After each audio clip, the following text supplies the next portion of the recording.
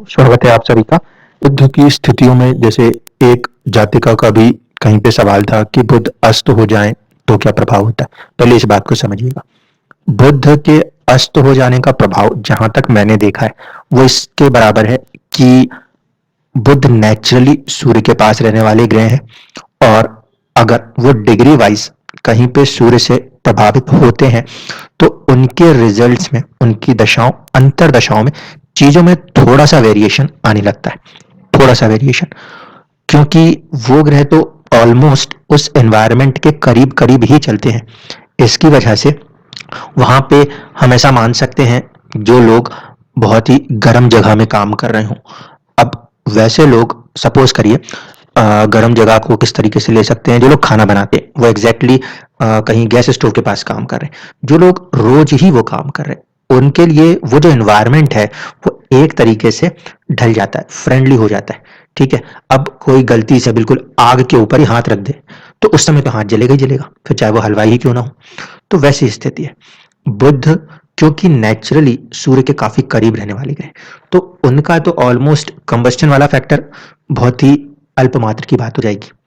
जो वैसे भी छोटे से ग्रह हैं, सूर्य के इतने करीब है कि सूर्य दिख जाए तो वो वैसे भी ना दिखे। इसकी वजह से जब कभी भी ऐसा फैक्टर बनता है तो हम ये देखते हैं कि बुद्ध सूर्य से डिग्री वाइज 1-2 डिग्री में हो तो ज्यादा उसमें पीड़ाएं बढ़ सकती हैं। वो भी कब? जब उनकी दशाएं, अंतरदशाएं हों तब। बाकी चीजों के लिए सीधा सीधा सिस्टम ये है, अगर बुद्ध पीड़ित है तो हम कैसे पहचानेंगे? मेजर मुद्दा तो यही है। अगर कोई ग्रह पीड़ित है तो हम पहचानेंगे कैसे? अगर बुद्ध पीड़ित है और अगर पूरी तरीके से पीड़ित होता है तो वो आपके नर्वस सिस्टम को इम्पैक्ट करता है। ये बुद्ध के पीड़ित होने की सीधी सी निशानी हो सकती है। एक दूसरा, अगर बुद्ध बहुत बुरी तरीके से पीड़ित ना हो लेकिन फिर भी दृष्टि संबंधों से पीड़ित दिखता हो तो लोगों को शरीर के ऊपर, स्किन के ऊपर चर्म रोग के रूप में चीजें दिखाई देने लगती।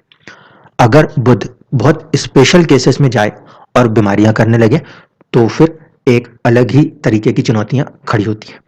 आज के इस कुंडली के अंदर हम के तीसरे टाइप को भी कनेक्ट करेंगे और समझेंगे कि यहाँ पे जो बुद्ध की प्लेसमेंट है वो ना तो अस्त नजर आएगी ना कोई दूसरी चीजें नजर आएंगी, लेकिन एक प्रकार से क्यों मानसिक स्तर पे चुनौतियां खड़ी होती हुई नजर आई। जबकि जन्म से व्यक्ति ठीक ठाक पैदा हुए थे, एक समय आने के बाद इट्स लाइक कि हेलुसिनेशन जैसा एक होने लगता है और चीजें जो एग्जिस्ट करती हैं या नहीं करती हैं वो चीजें भी इंक्लूडेड हो गई। तो जब कभी भी हम इस तरीके की कोई बीमारियों को देखते हैं वहां पे हम चंद्रमा और बुद्ध दोनों को हमेशा फोकस करते हैं। तो चलिए इस कुंडली के अंदर बुद्ध के साथ साथ चंद्रमा को भी स्टडी करेंगे ताकि एक कंप्लीट पिक्चर समझ में आ जाए। सबसे पहले देखिए, कुंडली में जो लगन है उसके नक्षत्र स्वामी मघा नक्षत्र होने के कारण केतु बनेंगे और वही पंचम के भी यहाँ पे बन रहे हैं और नवम के भी भाव मध्य स्वामी बनते हैं। ठीक है, इसकी वजह से जो केतु है उसकी प्लेसमेंट 12th हाउस में अच्छी नहीं मानी जा सकती। पहली चीज केतु जो है वो 12वें भाव में, आप लोग उनको मोक्ष कारक के रूप में पढ़ते हो। मोक्ष कारक की बात तब सोची जा सकती है जब वो ऐसी किसी राशि में बैठा हो जो प्योरली मोक्ष देती है, यानी कि मीन राशि। यहाँ पे राशि जो है वो चंद्रमा की है, कर्क राशि। केतु जब चंद्रमा की राशि में बैठेंगे तो जाहिर सी बात है चंद्रमा के ऊपर उनका प्रभाव कहीं ना कहीं आएगा, पहली कंडीशन। दूसरी कंडीशन, केतु गुरु के साथ जुड़े हुए हैं। अब केतु गुरु के साथ जुड़े हैं तो इसको अच्छा माना जाए या बुरा माना जाए? अच्छा माना जाए या बुरा माना जाए? तो सबसे पहला रूल ये लगाने की कोशिश किया करिए कि जब कभी भी किसी ग्रह को अच्छा या बुरा समझना हो तो उसके अपने मूल त्रिकोण राशि से उसके संबंध को पहले समझा करिए। यहाँ पे पंचम भाव जो कि कुंडली के हिसाब से एक शुभ भाव माना जाता है। ठीक है, 1, 5, 9 इसको हम हमेशा शुभ मानते हैं। पंचम भाव के स्वामी होने के कारण तो गुरु शुभ हैं। पंचम भाव के स्वामी होने के कारण तो गुरु शुभ हैं, लेकिन साथ ही साथ अष्टम भाव के भी स्वामी हैं जो कि जीवन में चीजों में देरियां दर्शाएंगे। दूसरी बात, अष्टम भाव होता है कॉमन सेंस का, उसके स्वामी हैं और कहां जाके बैठे हैं? अपने से 5 घर आगे। जबकि इस पंचम भाव से देखे जाएं तो कैसे बैठ जाएंगे? अपने से 8वें जाकर। अब जिस भाव से 8वें गए हैं उसके लिए प्रॉब्लमेटिक है, ठीक है, और जिस भाव से पंचम गए उसके लिए तो फिर भी ठीक है, क्यों? क्योंकि वहां से दूसरे पे दृष्टि लगा देंगे।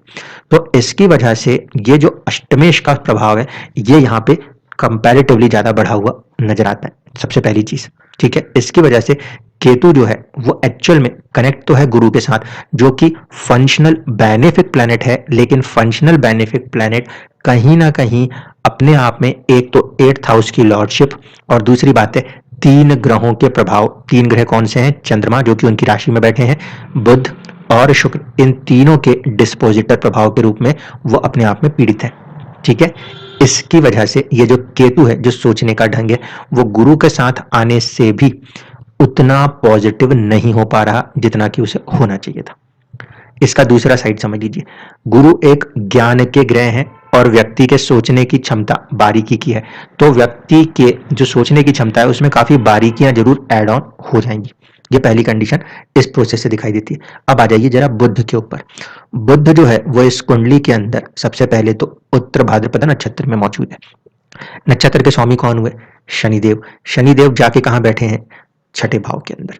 छठे भाव में शनि का बैठना तो अच्छा माना जाता है, लेकिन जब नक्षत्र बुध का नक्षत्र स्वामी होकर शनि अगर छठे भाव में बैठा है, तो ऐसे स्थिति में उस नक्षत्र प्रभाव में स्वामी भी वो छठे भाव के और 7वें भाव के लोगों से जुड़ने का और रोग का संभावनाएं बुध के साथ नेचुरली बन रही हैं। तो अब यहां पर समझिए, बुध यहाँ पे अस्त नहीं है और कुछ भी नहीं है, लेकिन वो पीड़ित हो चुका।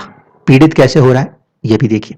पहली कंडीशन, बुध जिसके नक्षत्र में बैठा है वो ग्रह इस कुंडली में मार्केश प्रभाव रखता है और साथ साथ छठे भाव में ही बैठा हुआ है। एक दूसरा, शनि इस कुंडली में राहु और केतु से पीड़ित है, तो बुध का नक्षत्र स्वामी खुद पीड़ित। दूसरी चीज, शनि राहु केतु से पीड़ित होकर बुध पे दृष्टि दिए जा रहे हैं, जो कि अगेन बुध को पीड़ित कर रहा है। शनि की तीसरी दृष्टि से बुध पीड़ित है। एनवायरमेंट के अंदर देखें 12 नंबर की राशि, जहां पे वो अपने आप को नीच सा महसूस करते हैं। ठीक है, अब बात यही है स्टेबल है कि अनस्टेबल है। यहाँ पे ये जो डिग्री आप देख रहे हो ये 5 डिग्री है। शुरुआत की डिग्रियों के अंदर बुध अनस्टेबल हो जाते हैं। ठीक है, 15 डिग्री के आसपास जाके हम कहीं कहते हैं उनको कि वहां पे उनको उच्चत्व हासिल होता है। तो यहाँ पर वो बुध अपने आप में एक अनस्टेबल प्लेनेट के तौर पे डिग्री के आधार से कहा जा सकता है। इसलिए सबसे पहले यहाँ बुध पीड़ित है। बुध पीड़ित होता है और अगर उसका संबंध रोग से बनता है तो कहीं ना कहीं मानसिक रोगों की संभावना बनती है। ये तो पहला पॉइंट हुआ। अब दूसरा पॉइंट देखिए, शुक्र इसमें क्या रोल प्ले कर रहा है। शुक्र क्योंकि बुध के साथ मौजूद है तो वो बुध के नीचता को भंग करने का प्रयास करेगा। ठीक है, क्योंकि शुक्र जो है वो ऑलमोस्ट 27 डिग्री पर है, जो कि शुक्र को 20-21 डिग्री के आसपास तक का कुछ एक चीज चाहिए जहां पे वो अपने आप को उच्च रख सकते हो। तो यहाँ पे शुक्र कोशिश कर सकते हैं इस नीचता को भंग करने की। इसलिए ये जो एक काइंड ऑफ अ मेडिकेशन है ये शुक्र, ये पॉजिटिविटी देता है कि एक समय के बाद सिजोफ्रेनिया हो या ओसीडी हो उसमें कुछ कंट्रोल आ सकता है, एक चीज। लेकिन जब कभी भी मानसिक बीमारी होती है तो चीज सिर्फ अकेले बुध से नहीं होती, चंद्रमा भी पीड़ित होना चाहिए। अब देखिए इस कुंडली में चंद्रमा किस तरह से पीड़ित है। सबसे पहली कंडीशन, चंद्रमा केतु और गुरु का डिस्पोजिटर बना हुआ है, जिसमें कि आपका गुरु जो है वो 8th हाउस लॉर्ड है, एक चीज। दूसरा, केतु केतु जब खुद चंद्रमा की राशि में बैठ के चंद्रमा पर प्रभाव कर रहे हैं वो चुनौती दे रहे हैं।